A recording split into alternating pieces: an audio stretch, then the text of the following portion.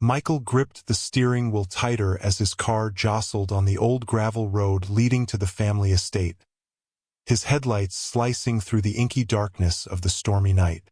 Thunder rumbled ominously in the distance, a prelude to the tempest that had been forecasted to sweep through the area. As he neared the house, flashes of lightning illuminated the gnarled branches of the surrounding trees, their skeletal forms swaying violently in the gusting wind. Pulling up to the front of the old Victorian mansion, Michael hesitated before stepping out into the downpour. The house stood dark and imposing against the stormy backdrop, its windows like hollow eyes watching his every move.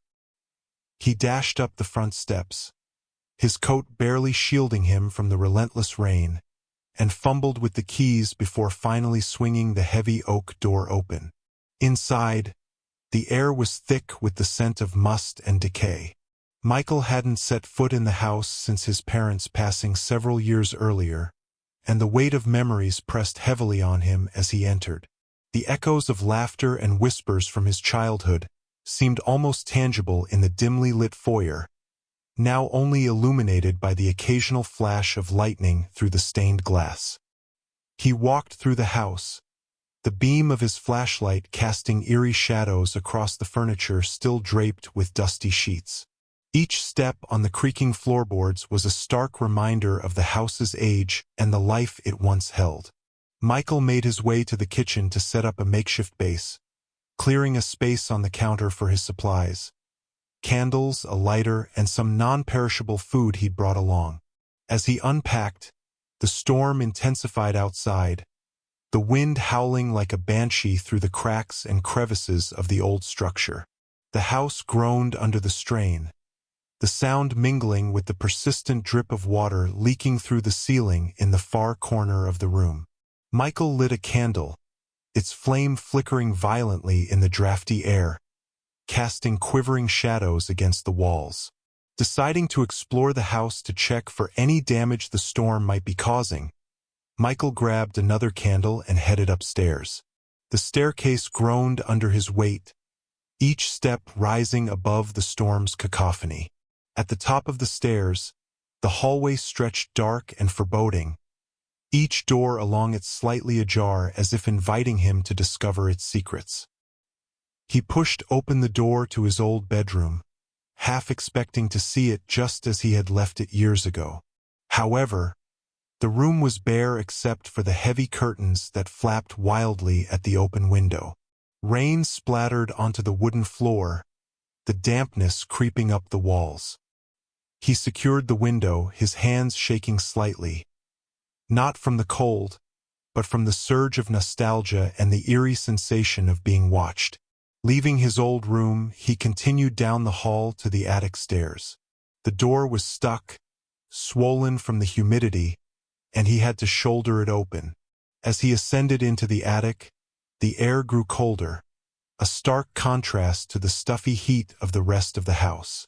The attic was filled with relics of his family's past, trunks of old clothes, boxes of faded photographs, and furniture covered in white sheets, standing like ghosts in the dim light.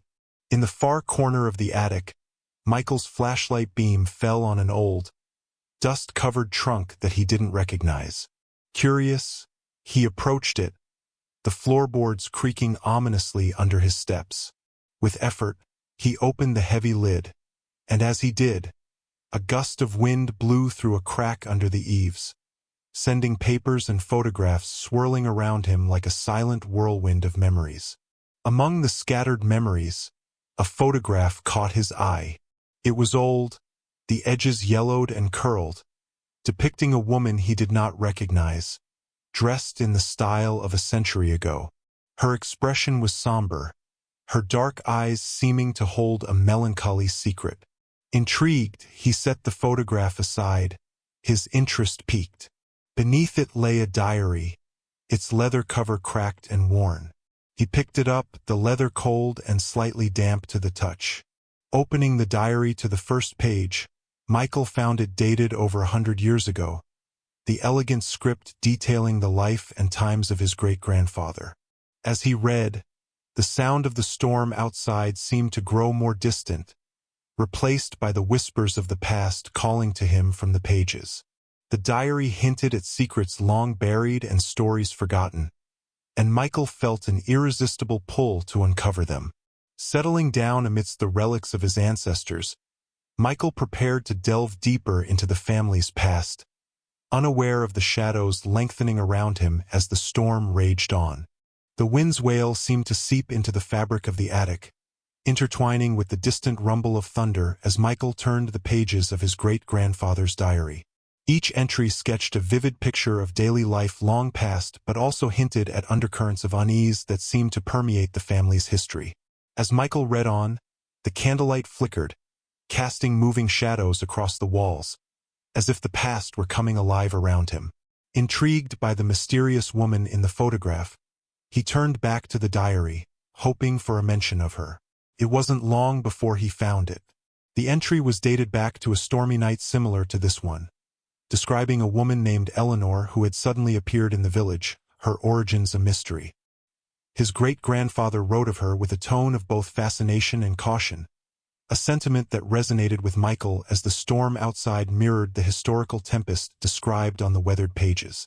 As he delved deeper, Michael discovered mentions of a forbidden relationship between Eleanor and his great-grandfather, one that seemed to defy the social norms of their time. The entries became more passionate and desperate as his ancestor detailed their secret meetings and the plans they made to elope, plans that would never come to fruition. The diary entries abruptly stopped, with the last one speaking of an ominous premonition, leaving a chilling silence in the narrative that Michael felt compelled to fill. Feeling a connection to Eleanor through the diary, Michael decided to explore the attic further, looking for any additional clues about her or the mysterious circumstances surrounding the last entry. As he sifted through the various artifacts, he came upon a small, locked wooden box that seemed out of place amidst the dusty trunks and moth-eaten fabrics. With no key in sight, he carefully pried open the lock with a nearby rusty screwdriver. Inside, he found a collection of letters tied with a faded red ribbon, their pages yellowed with age but preserved enough to read. The top letter was addressed to Eleanor, confirming his suspicion that there was more to her story. It was written in his great-grandfather's hand, filled with passionate declarations of love and detailed plans for their departure, a departure that apparently never happened. The storm intensified, the howling wind and pounding rain creating a symphony of chaos that seemed to echo the tumult of the lover's plight. Michael felt a profound sadness as he read through the letters, each word a testament to a hopeful future never realized. The last letter, however, was different. It was written by Eleanor to his great-grandfather, a farewell filled with sorrow and a cryptic warning about something she referred to only as the shadow that watches. Chilled by the reference, Michael glanced around the dimly lit attic, half expecting to see a figure lurking in the shadows. Shaking off the eerie feeling, he placed the letters back in the box, his mind racing with questions about Eleanor and the nature of the shadow she mentioned. Determined to discover more, Michael resumed his search through the attic. Behind a stack of aged newspapers, he found a faded journal that seemed to belong to Eleanor. Its cover was worn, the binding fragile, but it held the promise of answers. As he opened it to the first page, the writing was elegant yet hurried, as if Eleanor had been afraid of being discovered as she wrote. Her entries detailed her arrival in the village, her initial encounters with his great-grandfather, and the development of their secret relationship. But as he read on, the tone of the journal changed. Eleanor began to describe strange occurrences, whispers in the dark, figures passing by her peripheral vision, and an unsettling feeling of being followed. One entry particularly stood out, dated the night before she planned to leave with Michael's great-grandfather. She wrote of seeing a dark figure in the storm, a shadow that seemed to move against the wind, coming closer to her hiding place. Her last entry was a frantic plea for help, written in shaky script that spoke of a terrible revelation and a dire warning to stay away from the old grove at the edge of the property. As Michael read these words, a cold draft swept through the attic. The candle flickered out, plunging him into darkness. He fumbled for his flashlight, his heart pounding as he turned it on. The beam pierced the darkness, and for a fleeting moment, He thought he saw a figure standing by the window, looking out into the stormy night. The sudden glimpse of the figure by the window left Michael's heart racing, the beam of his flashlight quivering in his unsteady hand. He blinked, and the figure was gone as if it had been a trick of the light or a shadow cast by the storm. But the uneasy feeling lingered, a cold knot in the pit of his stomach that refused to unravel. Shaking off the chill, Michael returned to Eleanor's journal, compelled to uncover more about the ominous shadow she feared. Her descriptions painted a picture of increasing paranoia and dread, a stark contrast to the earlier entries filled with hope and clandestine love. The last scribbled lines seemed almost delirious with fear, speaking of a dark presence that haunted the edges of the estate, always just out of sight, always watching. The wind outside howled through the cracks in the attic, carrying with it faint, indistinct whispers that made Michael pause and strain to listen. It was as if the storm itself were speaking, its words tangled in the gusts that shook the old house. He listened harder, and amidst the cacophony of the raging storm, he thought he could distinguish a name, his own, whispered as if from a great distance. Unnerved but driven by a need to understand, Michael wrapped the journal in a cloth to protect it and decided to explore the rest of the house, looking for the old grove Eleanor had mentioned in her final entry. He needed to see if there was anything there, anything that could shed light on her last, frantic days. He descended the attic stairs, each step creaking under his weight, the sound swallowed by the storm's fury. In the main hallway, his flashlight illuminated the portraits of his ancestors, their faces stern and somber, watching him pass. He couldn't shake the feeling that they knew more about the house's secrets than their silent gazes let on. As he moved through the dining room, the wind seemed to carry more whispers, this time voices, murmuring in hushed tones that were too low for him to make out clearly. He paused, listening, the hairs on the back of his neck standing on end. The voices grew slightly louder, a mix of warnings and pleas, as if the house itself were alive with the echoes of its past inhabitants. Michael pushed open the heavy door that led to the back garden, the storm greeting him with a violent gust that nearly knocked him off his feet. He steadied himself and ventured out, his flashlight's beam dancing wildly in the dark, rain-soaked garden. The ground was muddy underfoot, puddles reflecting the chaotic sky above as lightning streaked across it, briefly illuminating the path that led to the grove. The trees of the grove loomed ahead, their branches thrashing in the wind like the flailing arms of frantic spirits. As he approached, the whispers grew more distinct, now clearly calling his name, urging him to turn back. But he pressed on, driven by a mixture of fear and determination, until he stood at the edge of the grove. There, in the flickering light of his flashlight, Michael saw it, a shadow among shadows, darker and denser than the night around it. It seemed to pulse with a life of its own, a swirling mass of darkness that chilled the air around it. He felt a deep, instinctual fear, a warning from the very core of his being to flee. But rooted to the spot, he watched as the shadow began to move toward him, slow and deliberate. As it approached, the whispers crescendoed into a single, piercing scream that cut through the storm, silencing the wind and leaving a heavy stillness in the air. The shadow stopped, mere feet away from him, and in that profound silence, Michael heard a new sound, a heartbeat, slow and echoing, as if coming from the depths of the earth itself. Gathering every ounce of courage he possessed, Michael spoke, his voice shaking but loud in the sudden quiet. "Who are you? What do you want?"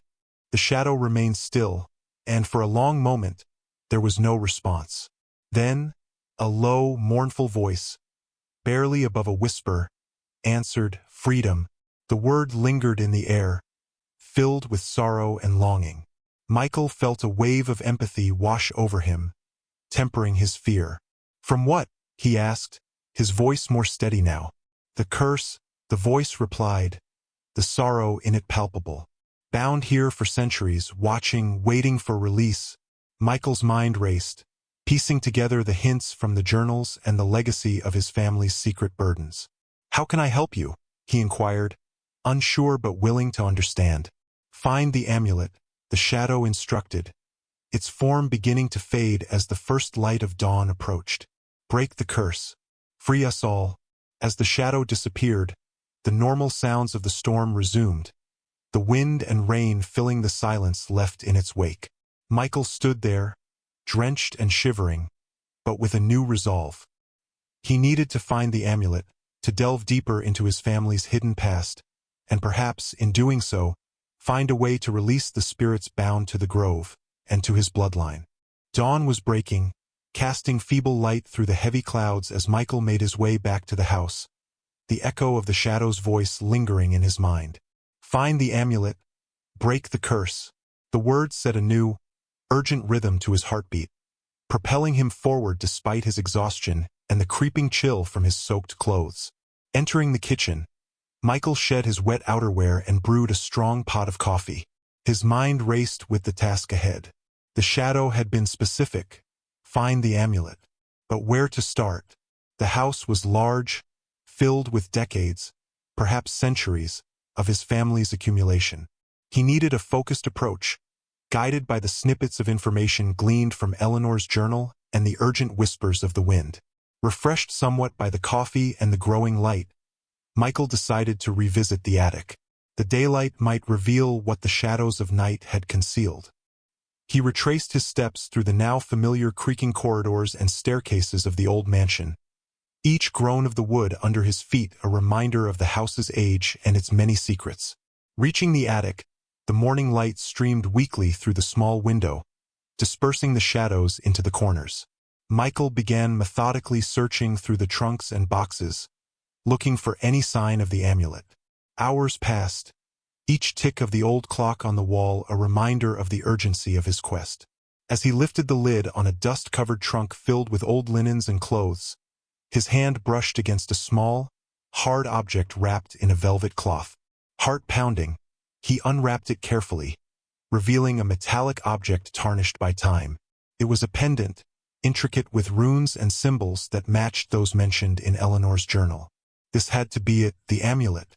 Thunder rumbled in the distance as another storm began to gather, mirroring Michael's rising excitement and apprehension.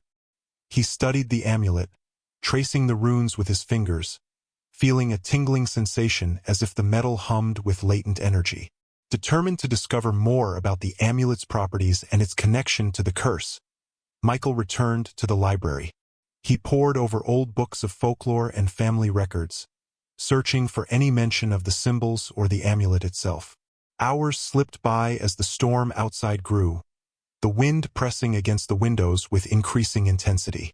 Finally, in a brittle, leather-bound book titled Legends and Lore of the Northern Shires, he found it.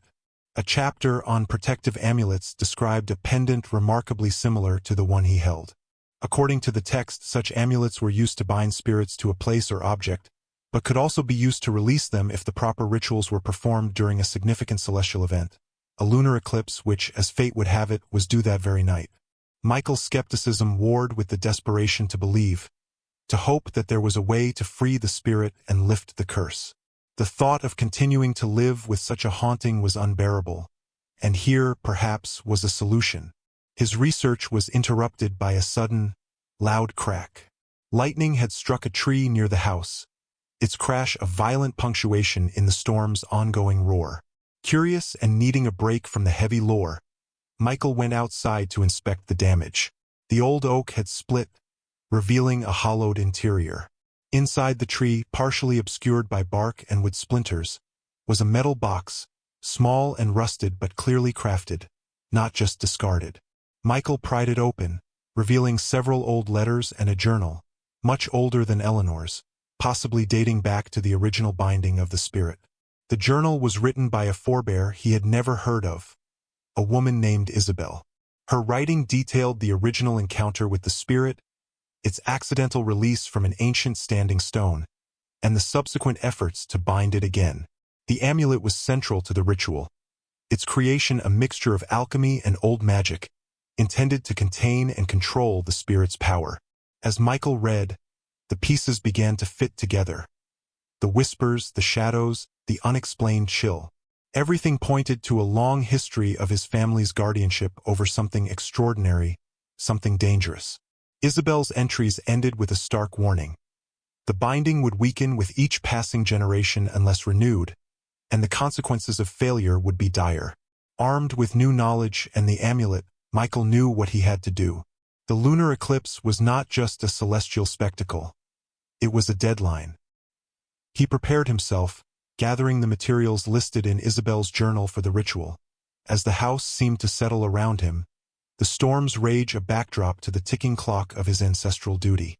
As the eclipse approached, Michael set out to the grove, the amulet in hand, ready to face the spirit, to confront the legacy of his bloodline. The wind carried a whisper, a voice, perhaps Isabel's or Eleanor's, urging him on.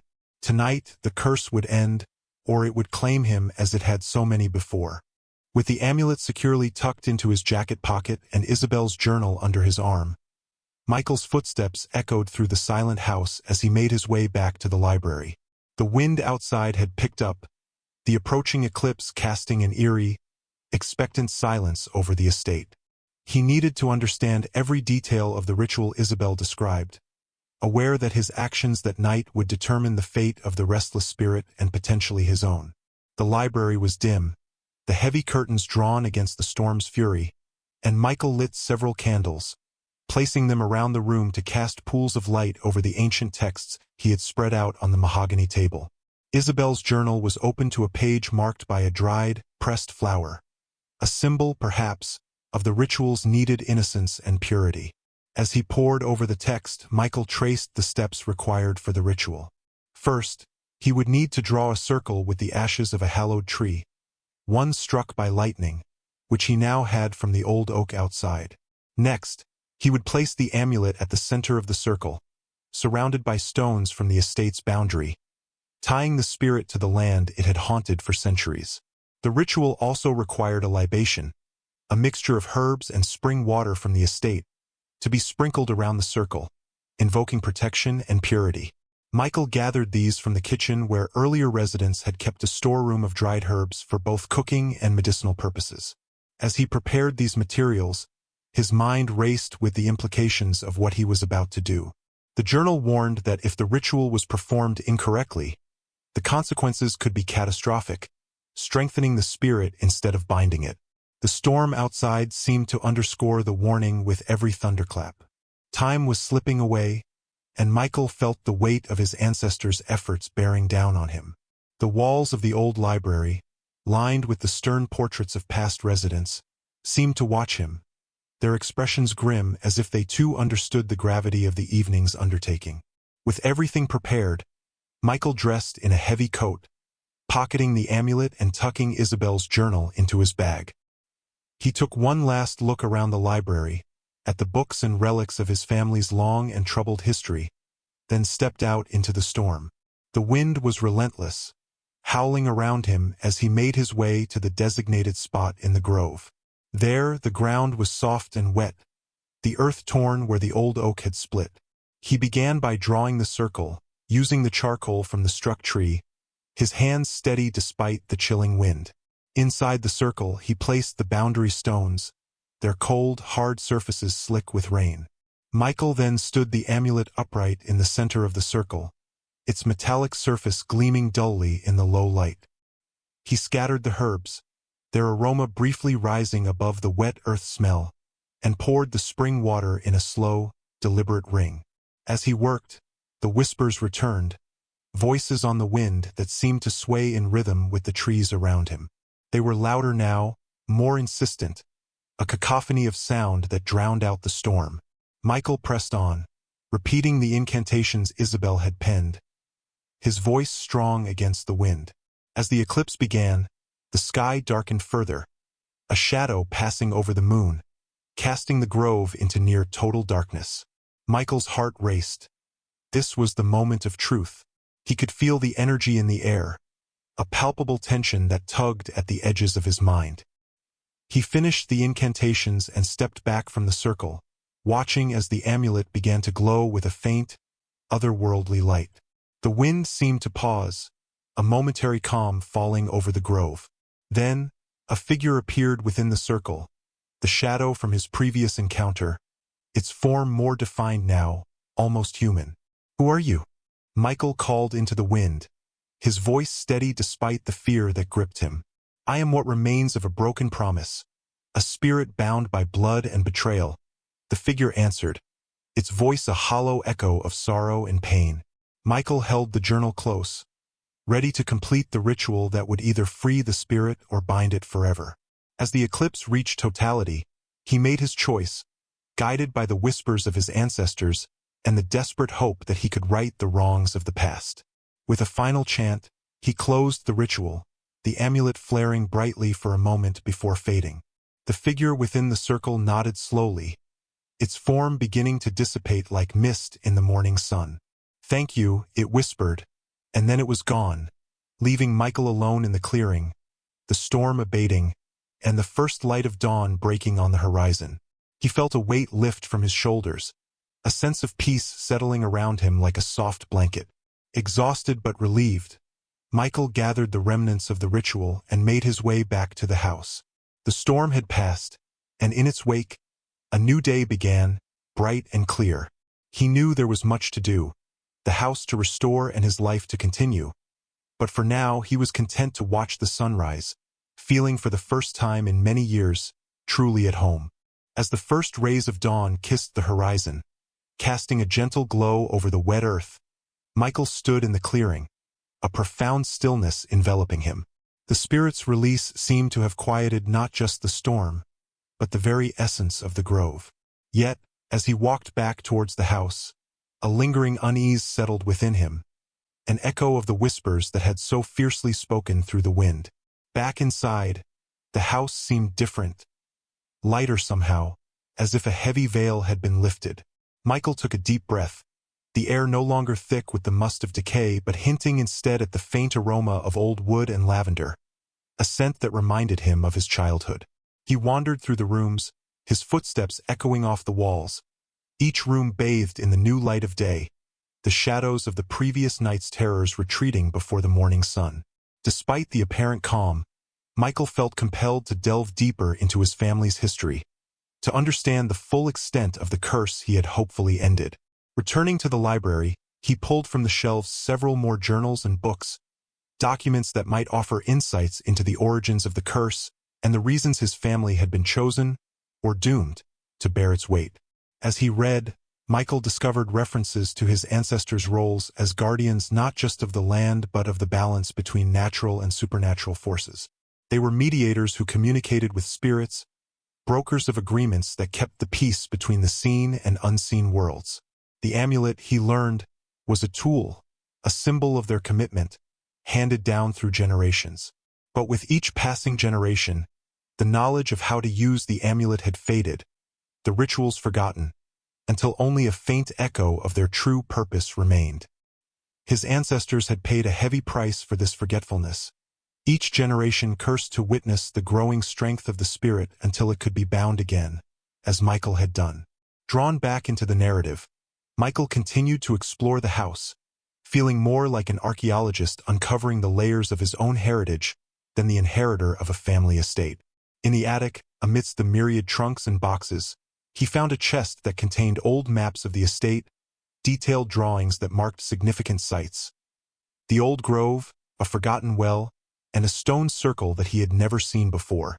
Curiosity piqued, Michael decided to visit these sites, to see if they held any residual energies or clues about the practices of his forebears. He spent the rest of the day wandering the estate, the maps guiding him through overgrown paths and hidden trails that his grandparents had once tended. At each location, Michael felt a palpable sense of history, as if the land itself remembered the ceremonies and rituals performed there. He took notes, sketched the sites, and collected small tokens, a stone from the circle, water from the well, that he brought back to the house. That evening, as he sat reviewing his findings in the library, Michael felt an overwhelming sense of connection to his ancestors. He wasn't just the inheritor of a house and a piece of land. He was the keeper of ancient traditions, a role he had never anticipated but now felt destined to embrace. However, as night fell, bringing with it the shadows that had retreated before the dawn, Michael felt the air change. The house grew colder, the edges of the room dimmer. He lit a fire in the hearth, hoping to dispel the gathering gloom, but the flames flickered erratically, as if struggling against an unseen chill. Then, the whispers returned, softer now, not the urgent, clamoring voices of the night before, but a quiet murmuring, like a conversation held in another room. Michael strained to listen, the words just beyond his understanding. It seemed the spirit's release had not fully quieted the echoes of the past, or perhaps had awakened others.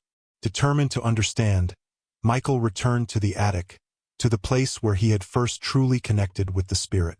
There, in the faint light of his lantern, he saw them, shadow figures, outlines of people cast against the walls, moving slowly as if replaying moments from their lives. Frozen in place, Michael watched as the figures acted out scenes of joy and sorrow, their lives playing out in the shadows. He realized these were not just echoes of the past. They were remnants of the energies his family had once bound into service to protect the land. With the spirit's release, these energies were untethered, unsure of their place. Michael understood then that his work was far from over. He needed to learn the old ways fully, to restore the balance his ancestors had maintained. This realization filled him with a resolve as firm as it was daunting. Returning to the library, he pored over the books once more, this time looking for guidance on how to communicate with these remnants, to help them find their peace. As the fire in the hearth steadied and the shadows in the room grew less menacing, Michael felt a cautious hope. He was no longer just a man who had returned to settle his family's affairs. He was the guardian of a legacy that bridged the visible and the invisible, tasked with mending the frayed edges of both. Armed with the realization of his new role as guardian, Michael spent the following days immersed in the study of the ancient texts and artifacts scattered throughout the house. He traced the lineage of guardians before him, each adding a layer to the rich tapestry of duty and supernatural occurrences that marked the history of his family. The weight of this legacy was daunting, yet Michael felt an invigorating sense of purpose, a call to continue what his ancestors had started. As he delved deeper, he discovered more about the shadow figures he had seen in the attic. According to an old, leather-bound grimoire that belonged to his great-great-grandfather, these figures were echoes of past guardians, spirits who lingered due to unfinished business or unresolved emotions. They were not malevolent but lost, unable to move on to peace. Determined to resolve the unrest, Michael sought to learn the rites and rituals necessary to help these spirits. He found references to a ceremony called the Gathering of Shadows, which was designed to reconcile the past with the present, allowing spirits to find their rest. The ceremony required the guardian to create a sacred space within the home, use elements from the land, and recite invocations that acknowledged the spirit's contributions and sacrifices. Preparing for the ceremony, Michael gathered salt from the earth, water from the old well, and stones from the boundary lines. He arranged these elements in the library, where generations of his family had studied and kept the lore of the land. In the center of the room, he placed the amulet, which had now become a symbol of his commitment to maintaining the balance between the natural and the supernatural realms. As twilight descended, casting long shadows through the windows of the library, Michael began the ceremony. He lit candles at each corner of the room, the flickering flames casting gentle light across the old books and artifacts that surrounded him. He then drew a circle with the salt, symbolizing protection and purity, and within it, he placed the collected stones in a pattern that mirrored the constellations, a map of the guardians who had come before him. Michael started the incantations, his voice steady and clear. The words were old, their meanings layered with power and history. As he spoke, the air in the room thickened, the candle flames danced more vigorously, and a chill spread through the space, a sign that the spirits were listening, gathering. One by one, the shadow figures appeared, more defined than before, their features becoming discernible. They were men and women of various ages, each clothed in the attire of their respective periods, a timeline of his family's history in guardian spirits. They did not speak, but their presence felt expectant, as if waiting for Michael to lead them to peace. Acknowledging each spirit by name, Michael recited their contributions to the guardianship, their sacrifices, and their strengths. With each acknowledgement, a shadow figure nodded, a gesture of acceptance and readiness to move on. The atmosphere grew warmer, the chill dissipating as each spirit found resolution. Finally, only one figure remained, a stern woman dressed in the garb of the early 19th century, her expression one of deep sorrow. Michael realized this was Isabel, the ancestor who had first bound the spirit.